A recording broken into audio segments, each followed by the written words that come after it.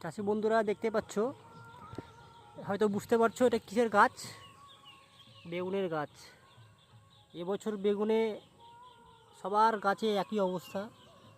আমি আবার কনসা মূলার ক্ষেত যে আমার হবে না, ভাইরাস দেখতে পাচ্ছ কী হারে ভাইরাস হয়েছে। শুধু এটা বলবো না, ভাইরাস বেগুন বলবো ঠিকই আছে, সবার হচ্ছে আমারও হচ্ছে, ঠিক আছে মানলাম, কিন্তু ভাইরাস বেগুনে যে ফুলজালি আসছে, এই যে গুটি দেখতে পাচ্ছ, এই যে গুটি টিকছে, এই যে একটা থানা, পরের থানা, এই যে একটা, এটা গোটাই ভাইরাস।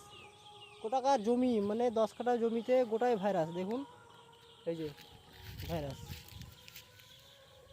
প্রথমত যখন প্রথম চারা লাগিয়েছিলাম, প্রথম গাছ ভালো ছিল, তারপরে হঠাৎ করে এমন ভাইরাস লাগলো যে এই যে এটা একটু নামলা পরে গাছ লাগানো হয়েছে, এই গাছটা একটু ভালো আছে। আমার মতো যাদের একই অবস্থা হয়েছে, গাছে ভাইরাস হয়ে লেগে গেছে বেগুন গাছে, তাদেরকে বলবো আপনারা যত্ন ছাড়বেন না, কারণ অনেক পয়সা খরচ করে হয়তো আপনারা ফসল করছেন। যে দেখতে পাচ্ছ যে ফুলজালি আসছে, প্রচুর ফুল, এই একটা ফুল, এই যে একটা ঝরে পড়ছে, এই যে গুটি চলে এসছে, এই যে ফুল, প্রচুর ফুল প্রচুর ফুল, এই যে দেখছো, এই দেখো এই জায়গাটায় কতগুলো ফুল। যত্ন করলে আশা করি বেগুন হবে টুকটাক।